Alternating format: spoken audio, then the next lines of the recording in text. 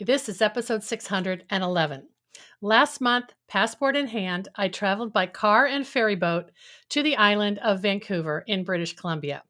The trip was planned to celebrate my mother's 88th birthday, and we wanted to enjoy high tea at the famed Empress Hotel, tour the spring borders and displays at the famed Butchart Gardens, and enjoy this beautiful destination together for a few days. But of course, I had to invite myself to meet some of our Slow Flowers members in Victoria while I was there. As I mentioned, we took a ferry ride, 90 minutes to cross from Twassen to Schwartz Bay. The views were incredible. On the first morning, we set out to visit Fleuris Studio and Blooms and to meet Julie Remy in person.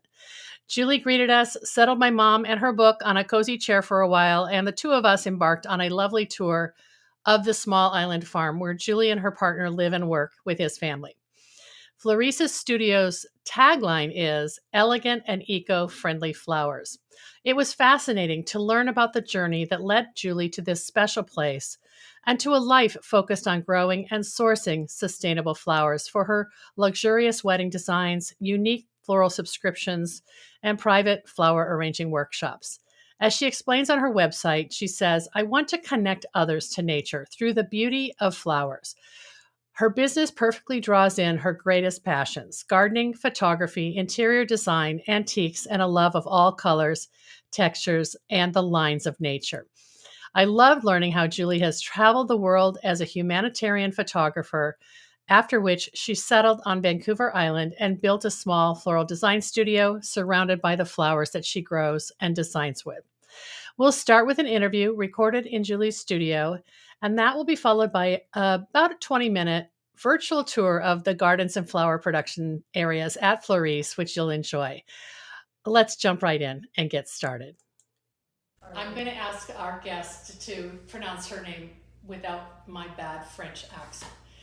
Welcome back to the Slow Flowers show. I am here in Victoria, British Columbia, at Fleuris Studio and Blooms with Julie Remy, who's going to tell us really how to pronounce her name. Okay, it's Julie Remy, but I barely ever hear it proper. Oh, so. Julie Remy. Yeah. I'm a little closer. It's so pretty. Thank you so much for letting me come and have a tour and see your magical place. I'm so impressed. Well, thank you so much for coming. That's amazing. Yeah. Well, we met originally when you took the writing course this past winter, and I just loved seeing your work and getting to know you better. And when I knew I was heading up to Victoria, I asked Julie if we could record this episode for the Slow Flowers show. So we're in your studio. It's a wonderful space, and you said it was the original residence on this property. So Yeah. what are the origins? Like over 100 years old?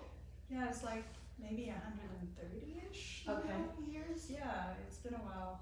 When we renovated this space, inside the walls, we found drawings all over the walls that were just amazing, of like portraits of women and all kinds of beautiful drawings that we kept. Yeah.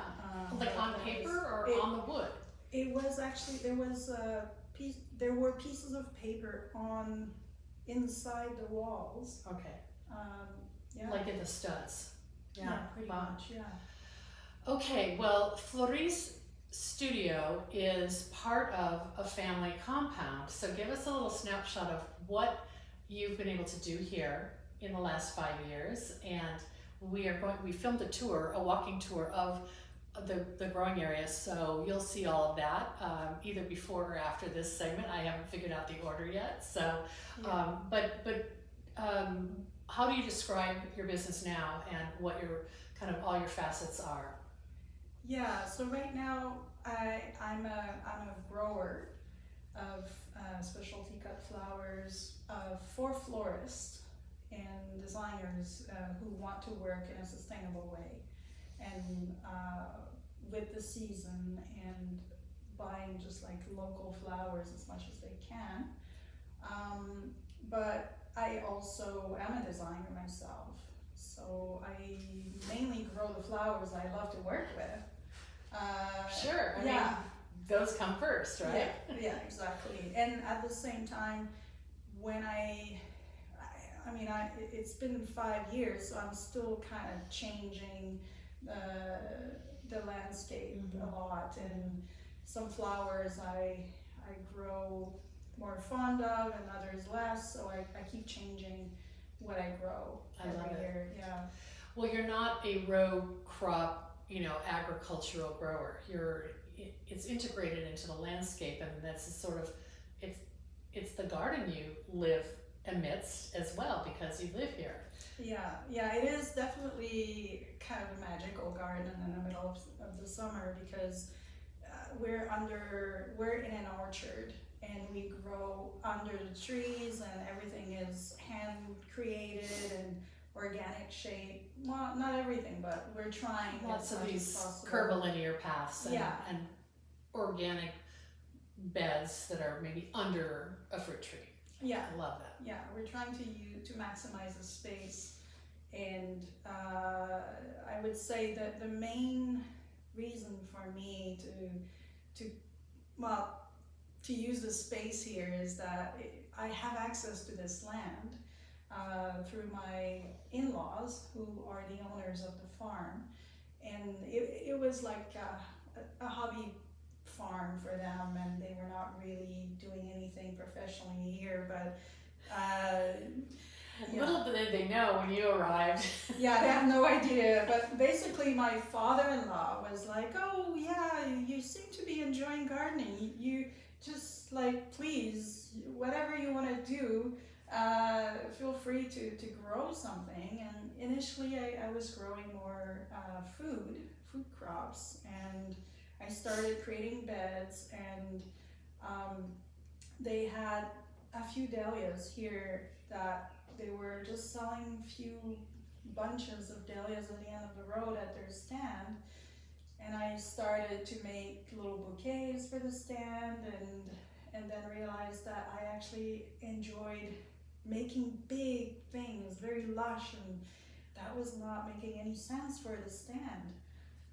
Right, because the farm stand is where they're selling produce primarily and fruit. Yeah. And who is coming down this private drive? Mainly neighbors or locals? Well, it's actually a very frequented road, because right at the end of the road we have a park, and so there's a lot of people walking to go to the park, because there isn't much parking right at the foot of the park. And a lot of dog walkers and people just want to enjoy nature, and also a lot of the neighbors, there are some footpaths kind of connecting different neighborhoods around that people are using. So I saw some folks walking their dogs on my way down Glendenning Drive, right? Glendenning Road. Glendenning Road, okay. And that's what this farm is called as well, where your family lives. Yeah, Glendenning Farm. That's interesting. So you're kind of on the thoroughfare, albeit a pedestrian thoroughfare, and so people know that they can buy things at the farm stand. Is it usually just like on the weekends, or? Yeah, it's not really, there's no real schedule. It's I love it. It's my in-laws project, so they are in charge of the farm stand, and they're selling mainly tomatoes, blueberries, and whatever we have surplus of in the orchard or in the garden, like for food. I'm not selling the flowers there. No, well, it sounds like you realized you wanted to go big and more artistic, and maybe the mason jar bouquet would work here, but nothing larger.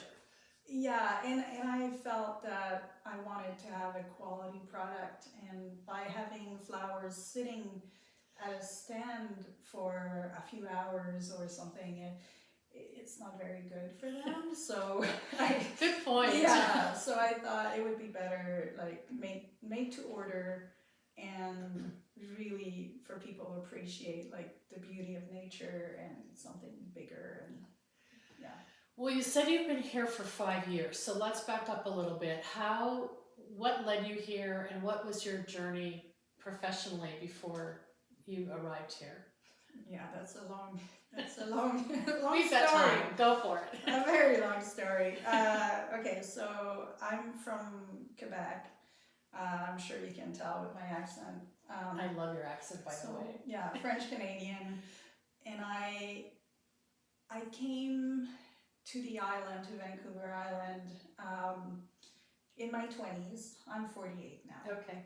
Well, I will be 48 actually. I'm not yet, but yeah. Anyway, I came in. To my me, that's 20s. very young. Yeah. Anyway, not to me, but yeah. Yeah. Anyway, yeah. So I came in my 20s. I was an ocean mapper, basically. I was Wow. a hydrographer, and I was working for the federal government, and I was making navigation charts, and it was.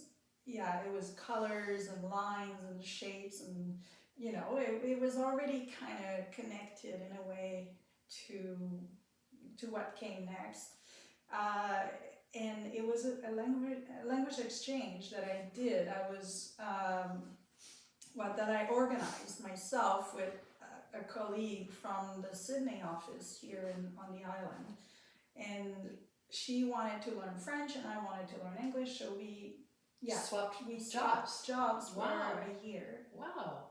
And then after that, I did not want to go back. So I stayed, but to stay, that meant I had to quit my job.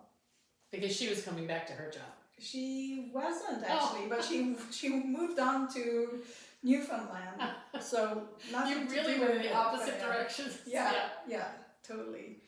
And I decided, actually, during that time that I was working as a hydrographer, I was traveling and just kind of discovering our world as it was. Yeah. And I am type 1 diabetic, and I discovered as I was traveling that most people would not have access to insulin. And that was quite shocking to me. Wow. So I kind of wanted, to do something about it. And I was taking a lot of photos, but I didn't know what I was doing. I was just memory photos from my holidays, and coming back home, and people would be like, "Oh my gosh, who took those photos?" And I was like, I took them. Were you shooting in film or digital? At the time, it was film. That's what I wondered. Sort of. It was before the digital the era. early cusp. Yeah. Yeah, and I was I was doing slide film, and like very bold colors, and I love shapes and colors and lines and textures. Again, that's why your eye sees the world.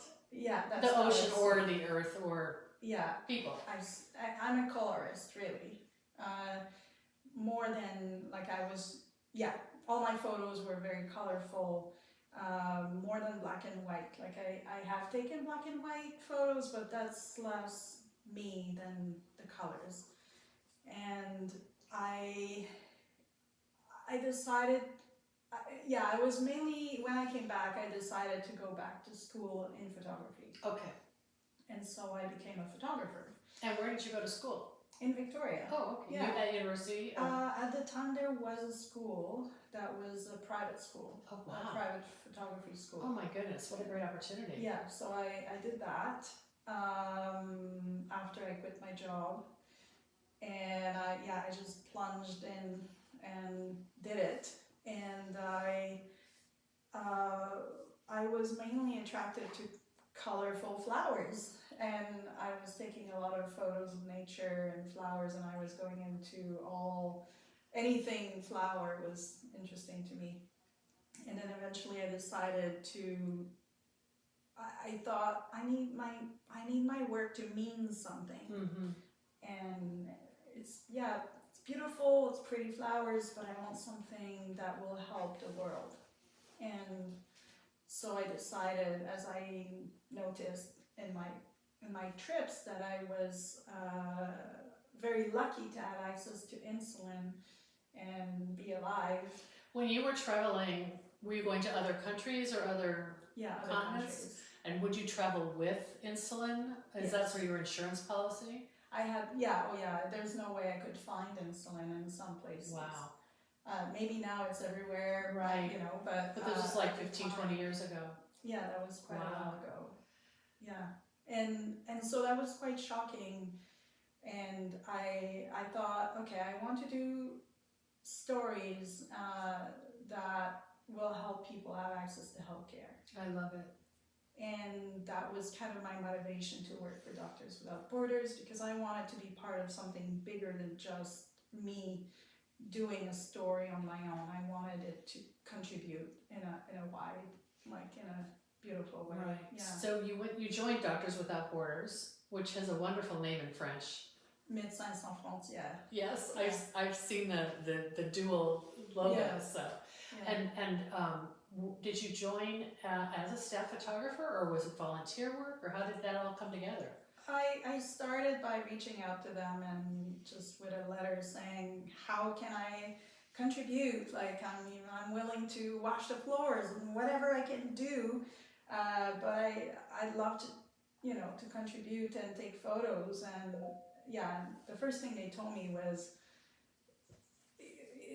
no, we don't hire photographers. It's never gonna happen. And I was like, oh, okay, whatever. But yeah, how can I do it? You know, I just Brilliant. Yeah. yeah. Anyway, so it didn't take long. About a couple of weeks later, the director of communications of MSF Canada reached out and was, do you want to go? Do you want to go to Colombia? And I said, no, I want to go to Africa. And Yeah. anyway, so. Yeah. And he sent me to Africa. Wow.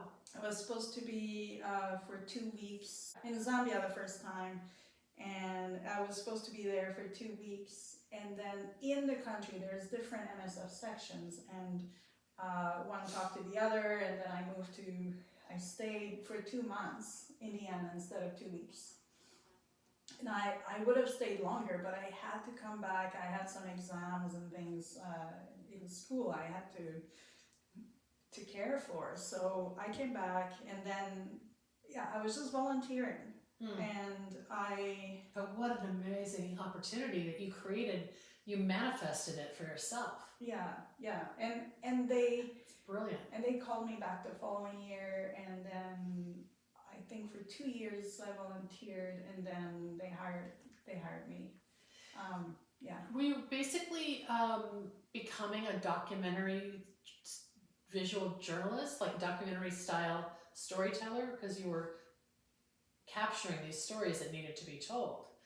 Yeah, I was a communications officer, but a visual communications officer. Okay, that makes sense. Wow. Yeah, which is very similar to being a photojournalist. Right.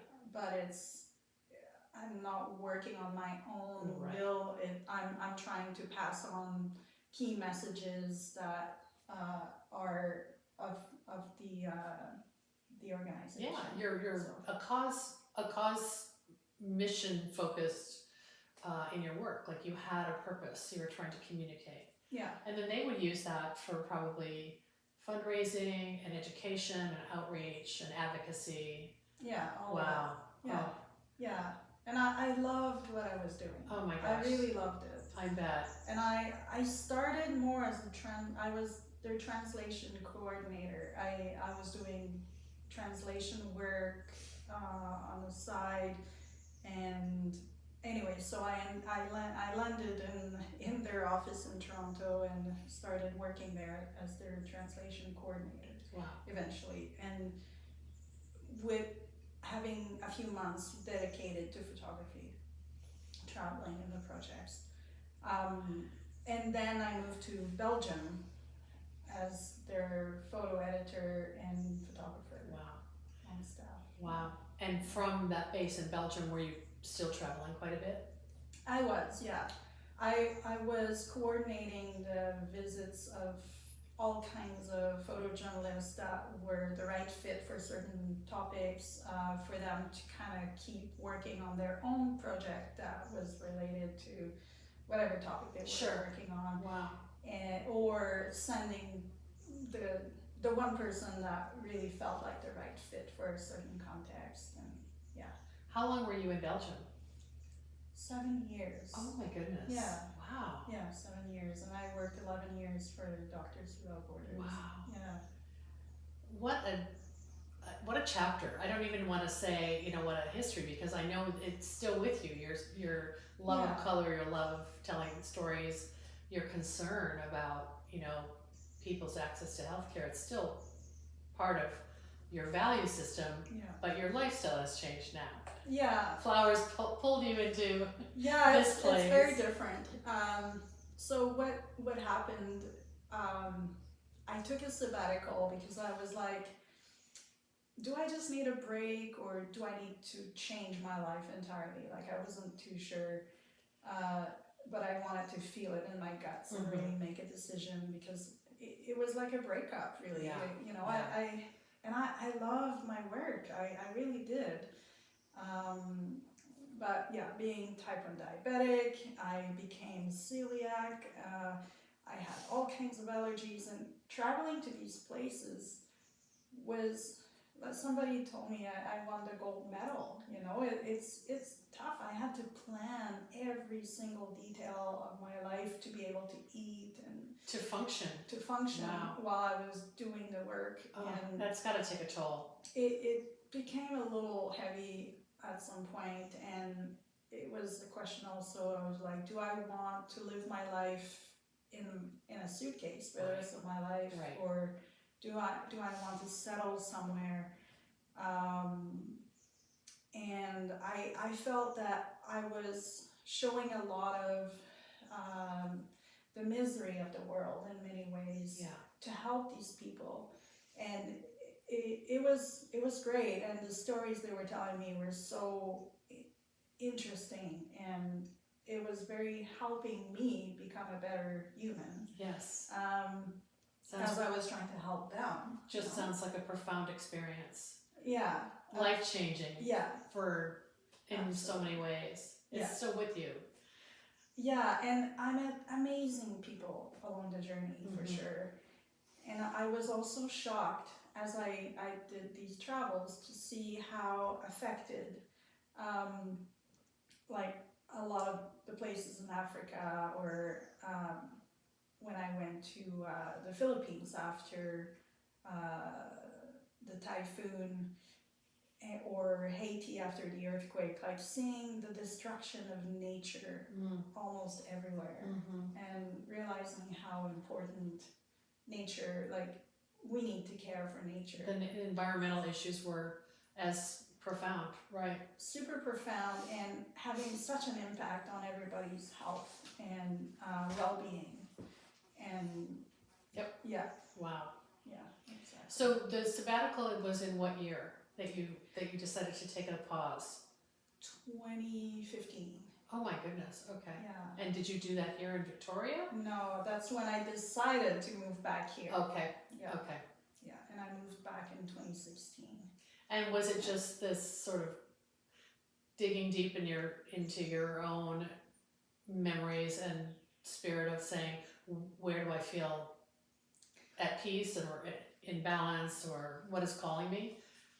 So what I did is I wanted to be away from the noises of the world, and although India doesn't, I went to India. Okay. I went to India for 5 months. This was the sabbatical? That was my sabbatical. Got it.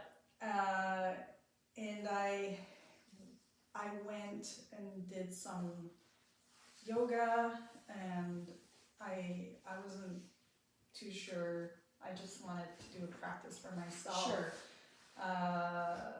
To be able to be in tune with how I felt, really. There was a position in Geneva I could have taken, and I was like, okay, I need to just like let go of everything, be with myself for a bit and feel it. And I spent quite a while on a beach. There's the Andaman Islands. I don't know if you've ever been there. No. But it's gorgeous island. I went to the most remote island I could find and sat on a beach. There were nobody on that beach. Once in a while I would see someone, but it was You're pretty much alone. Yeah, pretty much alone on a white sandy beach and turquoise water. And sitting there, I was like, okay, so what is it that I need to do next? Is it just going back or something else? And on the beach, there was this massive tree. And I don't know why, but that tree just reminded me of Tofino. And I was like, oh, Victoria, Tofino. And Tofino, for people who don't know, is an area on Vancouver Island, right? Yeah, it's in a beautiful national park on the west coast of the island, and there's these beautiful long stretches of white sandy beaches, and there's a lot of surfers that go there, and there's a lot of trees. It's a forested area. There's lots of hikes to be done there. It's beautiful. I've never been there, but I've heard about it. Yeah, I was missing, I don't know, the connections with the people that I made here, and so I decided, okay, that's it. I'm moving back, and I didn't know what I would find, what I would do, or anything. I just was like, that's it. I'm going back. And so I went back to Belgium, well, from India after, I mean, I let it sink for a couple of weeks, and then I sent a letter to MSF, like a breakup letter, to say... Yeah, it was such over a decade of your life was devoted to this profession and this cause, right? Yeah, and it took me a long time to go through that breakup. I bet. Because I would listen to everything going on in the world and always like, we do this, we do that. Like I was so attached to the organization. Right. I still am. Right. They're doing amazing work. Right. Yeah. Wow. Well, you said you went back to Belgium, what, just to pack up and empty out your apartment or something? Yeah, I just went, packed everything, moved, and came here. But you didn't know what was waiting for you here. I had no idea. I had totally no idea. Wow. So we're gonna wrap up, but we need a nice little conclusion of why did you land on this garden and have this beautiful new life, which has got to be so healing for you, and yet it's just like a wonderful. I can picture you in this garden, feeling a sense of peace. I know it's a hard work. I know you're working by yourself a lot. You're a solopreneur, but you're making it happen. But it just must be nice to feel like you're an environmental steward in your own way here. Yeah. So I don't know where to begin or end here. But yeah, I mean, my partner, that's his parents' place. So when I met him, I was gardening professionally for clients, and he was doing that. It just happened when we met that he was also doing that, and it took him a while before he brought me here. I had no idea that he was living here on this beautiful spot. Wow. Yeah. And when I came here the first time, I was just like seeing the potential of the place. I was just like, oh my gosh, like there's so much we could do here. But you were seeing it as a gardener. Yeah. The flower farming and floral design it wasn't yet even a seed of an idea, probably. Yeah, it was not there yet because I have never really been attracted to flowers that you buy in a supermarket or most florist shops, like the imported flowers. I don't know, I don't feel the vibration or something. Right. I get of that. those flowers. They don't even seem, they seem detached from your everyday connection to nature. Yeah, and here it was like, it started with the dahlias they had on the property, and it's not my absolute favorite flower now, but they are in a way, because what I love about dahlias is they connect us with nature. Yeah. The bees that are just sleeping in them, napping, and they're everywhere. It's a magnet for bees and little frogs, and it's just like you cannot do otherwise than just want to help nature. Yeah. So I think what happened is that, yeah, I started, it's about observing nature. It's about seeing the silence and listening to nature. Yeah. And the more you listen and observe it, the more you want to help it and be a part of it. And our world is in such a state these days that I want to be able to contribute in a positive way. Right. And that came first before wanting to be a florist. And I started more gardening and growing things and observing the seasons and realizing how much this was beneficial for the land and for people. And then it became about realizing that I can help connect people to nature, and flowers are just gorgeous and a beautiful way to do that. And you can celebrate love and nature by connecting people together and connecting people to nature, and by using local flowers, you're helping nature. And these are not the flowers that you were saying you felt detached from. These are because you have an intimate relationship with these flowers. You've started them from seed and nurtured them and given them a home. And as you were saying on the tour, you don't even cut them all because you let some stay here for the pollinators.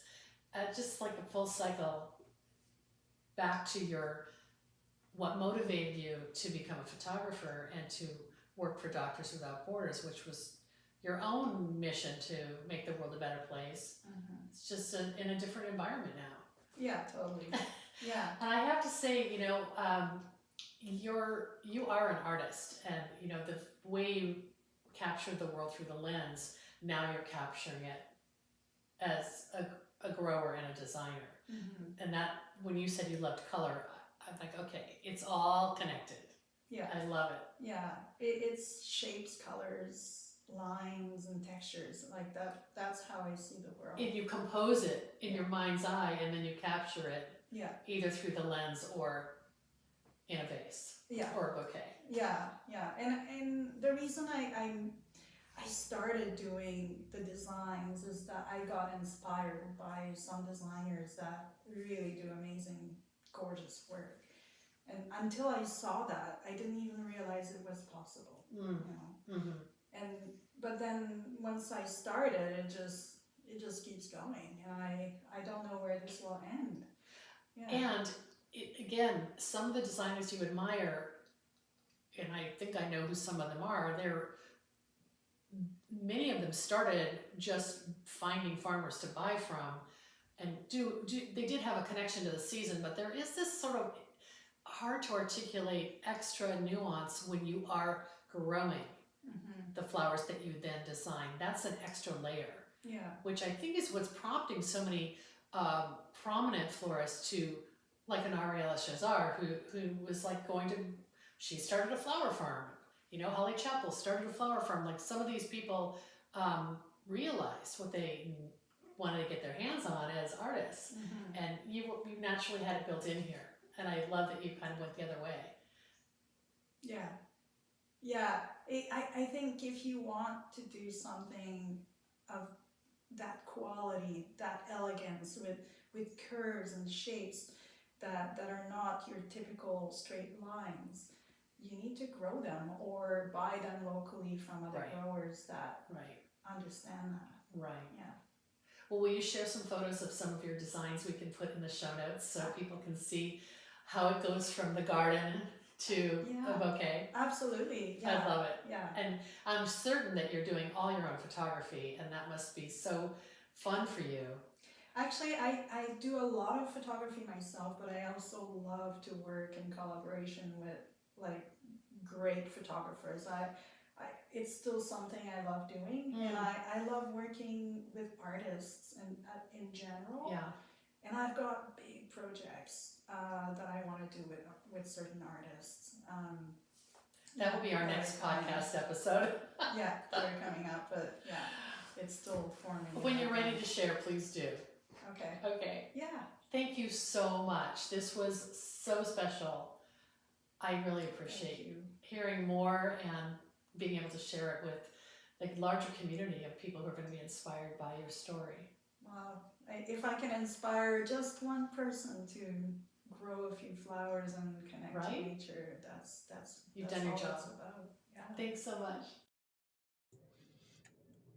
Well, that was inspiring, but get ready for some more inspiration because I'm going to pop up the video tour that Julie led me along just before we had recorded that interview, or maybe right after. Anyway, here it is.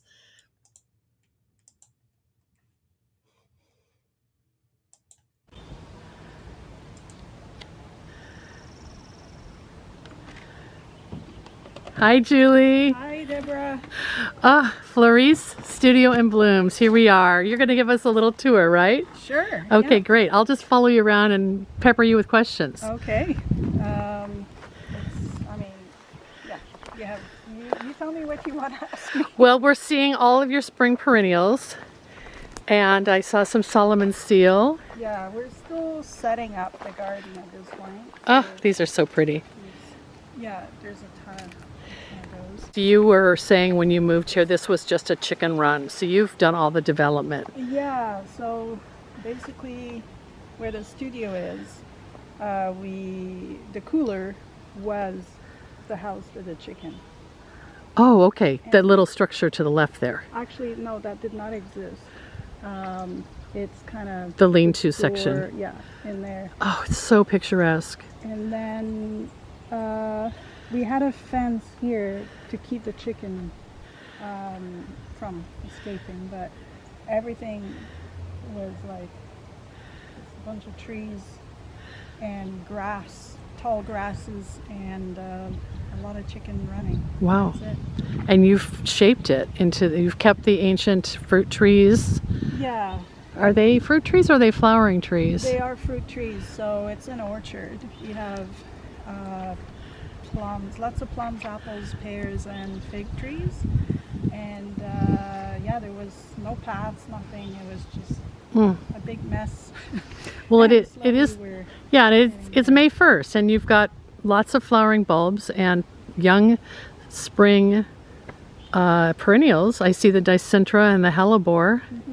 Yeah, and I've cut a lot already. The cooler is filled. Oh, good. We'll get a peek in there. Yeah. Okay, I'll keep following you. And yeah, we're like here we just planted more hydrangeas. Hydrangea and roses. We have roses. We're setting up the beds still. We have lots and lots of astilbes. Yeah, it's just coming out. You know what people want too, right? Oh, here's lots of astilbes. Yeah, I love astilbes. Oh. And they were very, they're in high demand. I always run out every year. So I was going to say, you can never have enough. Look at how fresh and healthy they look. Yeah, so those are the white ones, the bridal veil, the jumbos, and the ericas. I love GMs. I love small, delicate flowers. Yes, take a look at this gorgeous stand of GMs, which Julie said she just cut this yellow one is called Tequila Sunrise. Sunrise. Ugh. Yeah, and I need the name tags because otherwise I can't remember who's who. No, you know GM. That's exactly. I know GM, I know Alabors, I know Astilbes, but I don't even know. Yeah, all your peonies over there. And I'm still kind of learning as I go. We're going to cut this tree. This one on the right. This one on the right, and there will just be this one. Like this is a project. So this is, you've got things that you know you're going to install here. You have bamboo. Yeah. Oh, well, are you moving that? We're moving it. Okay. Yeah, we're doing plant sales at the end of the road. My in-laws are. So, oh, just for like, you said veggies and also edible plants or ornamental plants? Ornamental cool. as well. Yeah, everything is a project, so there's piles of stuff everywhere. I think it's okay because it's an orchard, so everything looks so established. Right. It kind of covers any kind of, you know, halfway finished project. Yeah, like we added more trees. They're just finally starting. And they're coming up on this Yeah, they will be coming up, and then so this will look amazing later on. when I come back someday. Yeah. When you post it on your Instagram. Right. Yeah. And yeah, we're going to move these. These are the kind of things that you could just throw at the back of a border somewhere and just have, right? Exactly. So when I arrived, we put those in the ground, and then now we're like, oh no, that's no longer what we need. Right, So, right. So yeah, it's kind of it's always work in progress. And I negotiate space for more flowers, like where you're standing right now. This used to be for my in-laws to grow vegetables, and now this is going to be flowers. I need to decide what's going to be here. You need the sunnier spots for your flowers, right? Yeah, yeah. So it's a bit of a, but at the same time, a lot of the flowers are growing very tall because they are in a half shade kind of. Yeah. They do better than if they were in the bright sun. So smart. And having the orchard also helps well, with the length of the stems, because it's more, there's less wind. Yeah. So it's Yeah, and you're getting that kind of dappled shade vibe where And so they when don't it gets- fry, because you get really hot summers here, don't you? Yeah, and when it gets too hot, flowers don't do that well. No. So, yeah, and so I kept the plastics on for now because last year I put some shade cloth, and it was great, but we had too much rain and the ranunculus started to rot. Oh, So this year I was like, I'm just gonna try. protecting them with the plastic. Let's a go look in little the bit peek in the longer. side though. Yeah, Oh, like here's an example, Julie, like of the columbine is so tall. yeah, That's and- amazing. But they will get Yeah. that tall. Wow. For sure. Okay.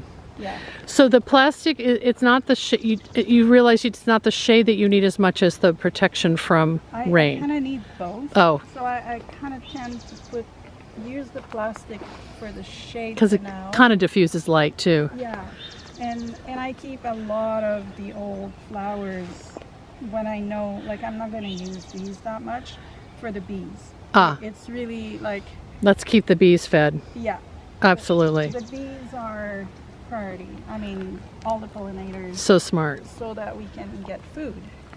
Because it's really about It's the orchard in a way. absolutely. Oh my gosh. Yeah, you have like 50 trees here. Yeah. And What is this?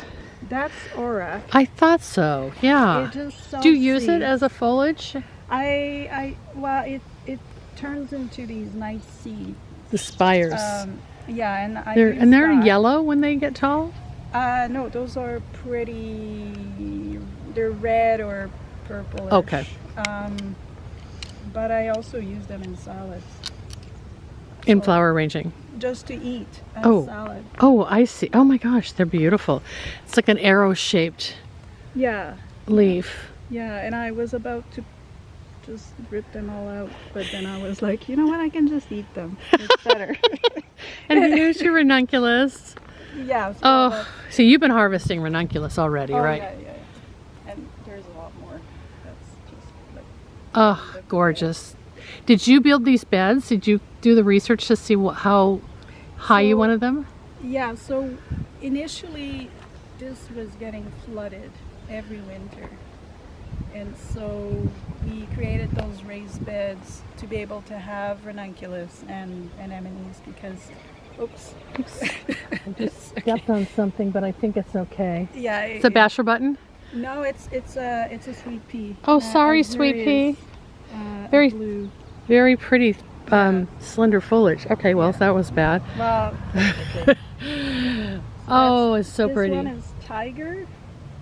Don't know if This you know that one. bicolored one. Yeah. Oh, it's terrific. And even within the variety, there's a lot of change. Yeah. And then mambo. Yeah, mambo jumbo is a new variety I'm trying this year. I like it. It's got a different shape. You're using this for your own design work and for selling through the Island Flower Growers Co-op, right? Yes. When you sell wholesale, what are you selling, like 10 stem bunches or? The co-op determines the number of stems per bunch, and most bunches are only 5 stems. Okay. So that Sure. people who are smaller, like scale designers, can afford it. Mm-hmm. and have more variety instead of needing to buy huge amounts. So it will be, this is the main crop for my in-laws. The blueberries. Be careful if you Okay. step. Yeah, I'll watch it. Yeah, and I use the blueberry foliage a lot in the fall, and at this stage I like to use it. I like to see. I could see you using tiny little unripe blueberries for like boutonnieres and stuff too, It's so right? beautiful. Oh, Yeah. people love Yeah. it. Yeah, so this is another bed. Oh my gosh. So pretty, Julie. They're starting to bloom. And, Yes. But as you can see, I don't know why this one didn't do that well. this Just year. one little fail. Yeah. Failure to thrive, right? So it's always kind of a... Purple jean. I'm just going to tell people what's on the sign. Oh, this one is Amandini Violet. This. There's just a little tiny row of purple jeans. Oh, okay. There. Oh, so this is Amandine Violet. I Yeah, see. Okay. yeah, yeah. And then the yellow is the Amandine. Well, actually, I need. You know what? I'm gonna do it now because this is supposed to be. This has been bugging you for a while. Yeah. Mustard, not cream. Mustard, of course. What a well-named ranunculus. Yeah, and cream here. Okay. Yeah. Wait, correction here. You're watching Julie in action, making on-the-spot decisions. Oh, wow. This double one is amazing. Yeah, there's a lot more in the other bed. Oop, I'm that one blocking. is should not be there. It just kind of got mixed Just up came in there. to say hello. Yeah. Wonderful. I think this one's Great. salmon. Just want to grow this variety, and it's doing. This is really Hanoi. well. Yeah, So pretty. she's happy there. She's huge. Yeah. And this is Clementine. Yeah. That's a beautiful color too. Yeah. I love bold colors personally. Yeah. Yeah. Anyway. Okay. Yeah. I mean, I don't know if we want to go there. It's pretty empty, but That's okay. We'll go back to the studio and finish up our conversation. yeah. Does that sound good? Yeah. And that's all dahlias planted. Oh my goodness. There's 1, 2, 3 rows there. There's multiple rows in the back. So you've planted them, or did you winter them over? Last week. Oh, last week. Oh, wonderful. Yeah, there's the hookahs. There's not much to show at the moment in there. And this will be like sweet pea rose here. Everywhere where you have the The netting. Yeah. Oh, they're just kind of integrated into the edge of the borders then. Yeah. Yeah. So smart. And there's more GMs in the back. These are all the annual beds that I'm planting right now. I saw you had your seeds starting inside. Yeah, and there's a lot on our deck that are ready to go that I just haven't found the moment yet.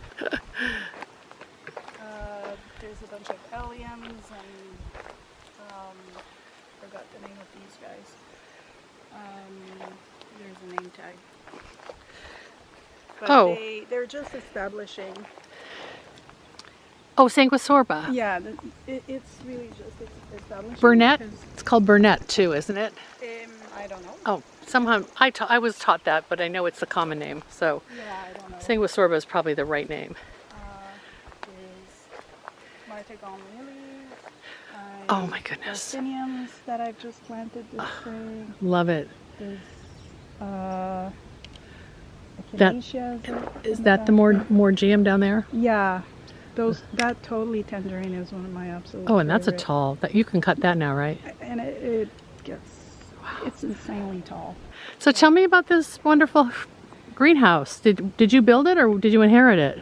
Oh no, this was built, and it's actually Lorna's son-in-law Oh, who came and helped us and built it for Lorna us. Jackson, and her farm is called Nine bark. Nine Bark, Yeah. that's right. But she's with the Island Flower Growers Yeah. Co-op. We're going to see her later this week. Yeah. Oh my goodness. I was told he no longer does that at all, but that was precious help. Yeah. It's, Oh, okay. Yeah. 'Cause And- I have no idea where to begin and end with this. So, yeah. So we have like we have lots of sweet peas. We have poppies that are more precious in there. We have well, because we have ducks that are gardening with us. We put our chrysanthemums in here to make sure they don't eat them. They don't eat They them. love them. Yeah. They do other good things like eat your Oh, yeah. pests. Yeah, yeah, of course. Yeah, so, and here, yeah, big row all along the fence is all dahlias, and this we're still cleaning up the beds and planting More annuals. annuals.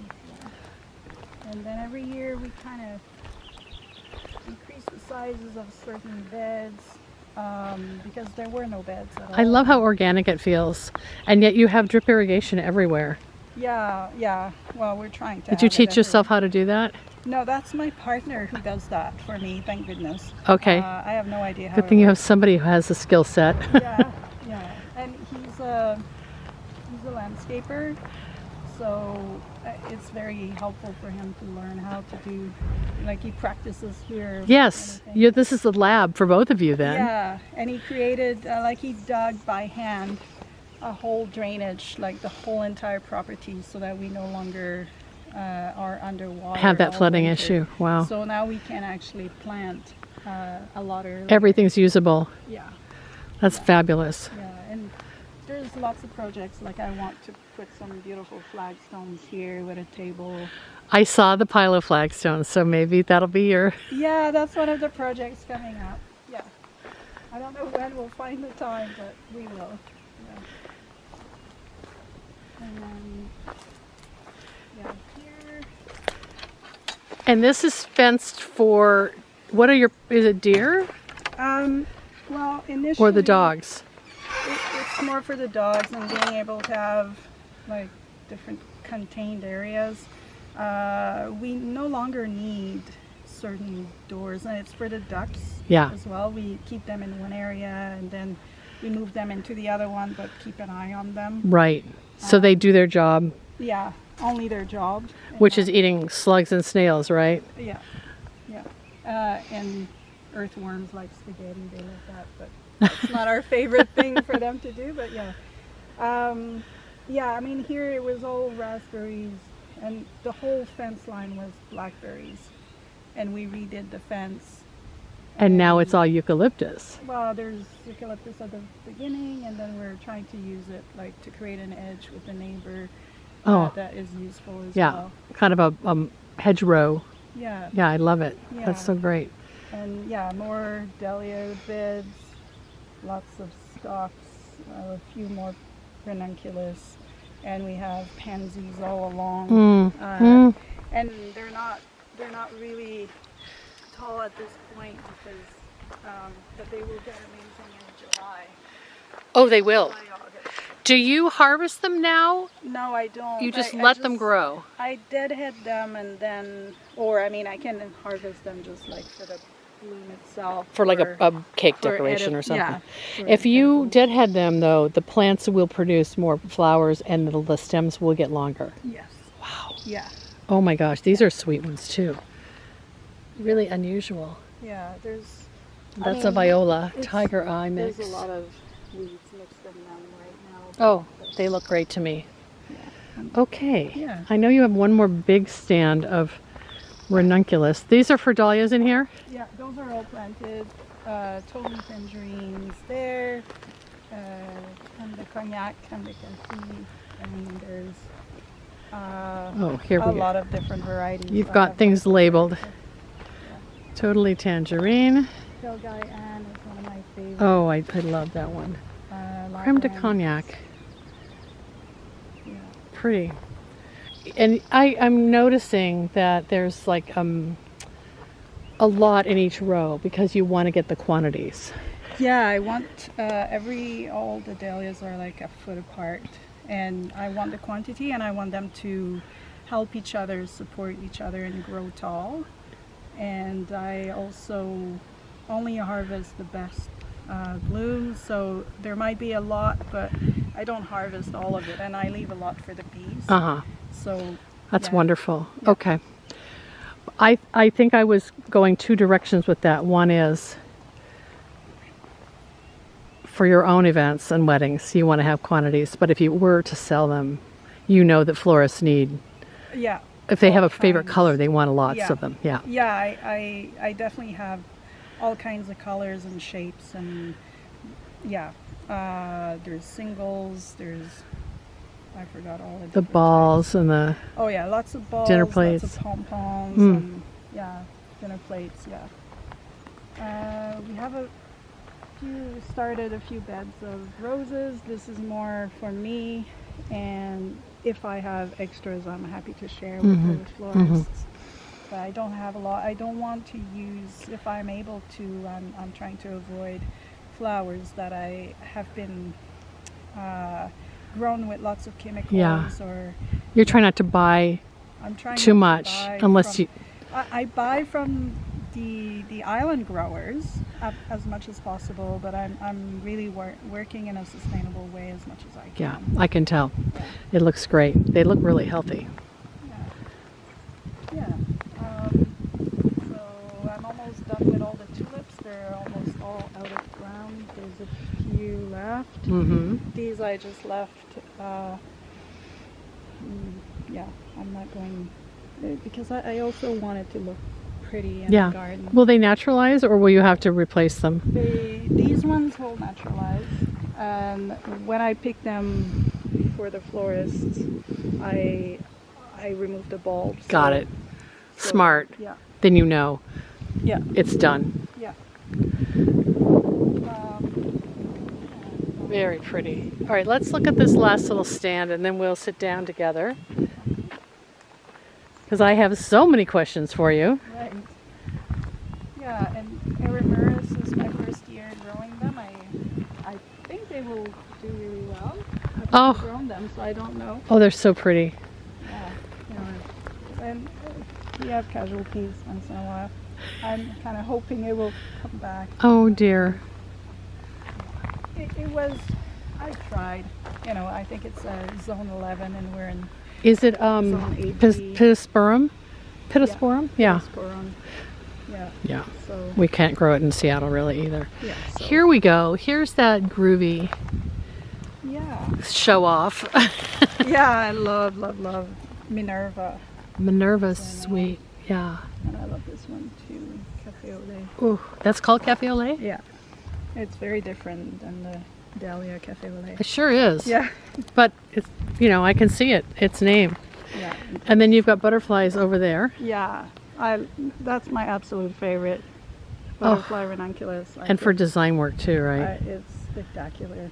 Yeah, and you can't really find, at least here on the island, it's very hard to source from a wholesaler, I think. So it's really great for local florists to have Oh my access gosh. to those. And they last so long. Yeah, I have to design this afternoon, but not this morning. No, that's okay. So yeah, it might be, I don't know how. Oh, yes. You guys built this too Yeah, we built that. with a cool bot. Yeah. And you keep your tulips like this because they're dry stored? They're dried stored, yeah, with the bulbs on Yes. them. And so they're slowly opening. I'm trying not to turn on the light too much. Great, let's turn it off. Yeah. And it's for this week. Yeah. And it was just so hot. And this week that I was just like picking them.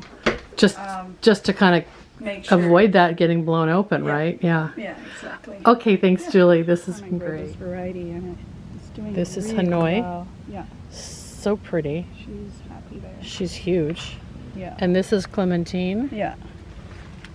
That's a beautiful color too. Yeah, I love bold colors personally. Yeah, yeah. Anyway, Okay. yeah. I mean, I don't know if we want to go there. It's pretty empty, but That's okay. We'll go back to the studio and finish up our conversation. yeah. Does that sound good? Yeah, and that's all dahlias planted. Oh my goodness. There's 1, 2, 3 rows there. There's multiple rows in the back. So you've planted them, or did you winter them over? Last week. Oh, last week. Oh, wonderful. Yeah, there's the hookahs. There's not much to show at the moment in there. And this will be like sweet pea rows here. Everywhere where you have the The netting. Yeah. Oh, they're just kind of integrated into the edge of the borders then. Yeah. Yeah. So smart. And there's more GMs in the back. These are all the annual beds that I'm planting right now. I saw you had your seeds starting inside. Yeah, and there's a lot on our deck that are ready to go that I just haven't found the moment yet. There's a bunch of alliums and forgot the name of these guys. There's a name tag. But they're just establishing. Oh, Sanguisorba. Yeah, it's really just establishing. Burnett?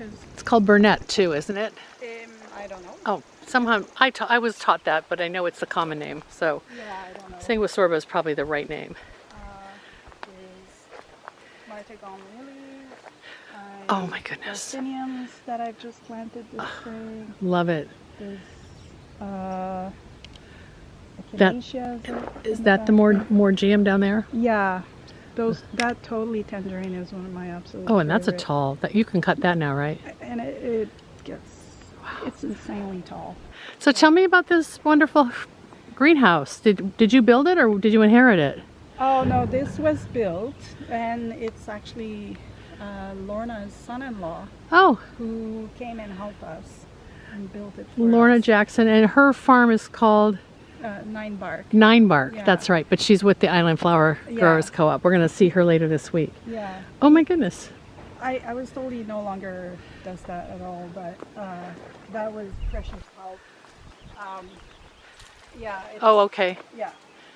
'Cause And- I had no idea where to begin. And Hey, that was a little duplicate at the end there. I'm sorry, my editing got a little screwy. So I thought I'd just wrap it up. And thank you so much for joining us today. Julie's story is such a lovely example of how one woman chooses to leave a positive impact on her environment by thinking creatively and sustainably about the ways in which she grows, sources, and arranges flowers.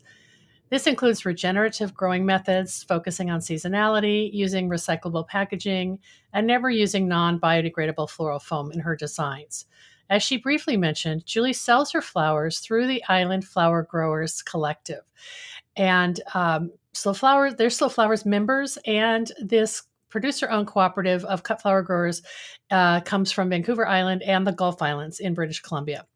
In a few weeks, you'll learn more about this vibrant and vital regional flower hub when I host a conversation with Lorna Jackson, one of the founders and board president. I can't wait to share that episode with you. I had such a lovely visit with them.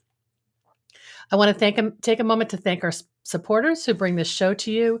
This show is brought to you by slowflowers.com, the free online directory to more than 850 florists, shops, and studios who design with local, seasonal, and sustainable flowers, and to the farms that grow those blooms. It's the conscious choice for buying and sending flowers. And thank you to our lead sponsor, Farm Grow Flowers. Farm Grow Flowers delivers iconic burlap wrap bouquets and lush, abundant arrangements to customers across the U.S., supporting U.S. flower farms by purchasing more than $10 million of U.S.-grown fresh and seasonal flowers and foliage annually. Discover more at farmgrowflowers.com. And thank you to Red Twig Farms. Based in Johnstown, Ohio, Red Twig Farms is a family-owned farm specializing in peonies, daffodils, tulips, and branches, a popular peony bouquet by mail program, and their Spread the Hope campaign where customers purchase 10 tulip stems for essential workers and others in their community. Learn more at redtwigfarms.com. Thank you to the Seattle Wholesale Growers Market, a farmer-owned cooperative committed to providing the very best the Pacific Northwest has to offer in cut flowers, foliage, and plants. The Growers Market's mission is to foster a vibrant marketplace that sustains local flower farms and provides top quality products and services to the local floral industry. Visit them at seattlewholesalegrowersmarket.com. And thank you to Longfield Gardens, which provides home gardeners with high quality flower bulbs and perennials. Their online store offers plants for every region and every season, from tulips and daffodils to dahlias, caladiums, and amaryllis. Check out the full catalog at Longfield Gardens. That's longfield-gardens.com. The Slow Flowers Show is a member-supported endeavor, and I value our loyal members and supporters. If you're new to our weekly show or our long-running podcast, check out all of our resources at slowflowerssociety.com. I'm Deborah Prinzing, host and producer of The Slow Flowers Show and The Slow Flowers Podcast. Next week, you're invited to join me in putting more slow flowers on the table, one stem, one vase at a time. The content and opinions expressed here are either mine alone or those of my guests alone, independent of any podcast sponsor or other person, company, or organization. Thanks so much for joining us today, and I'll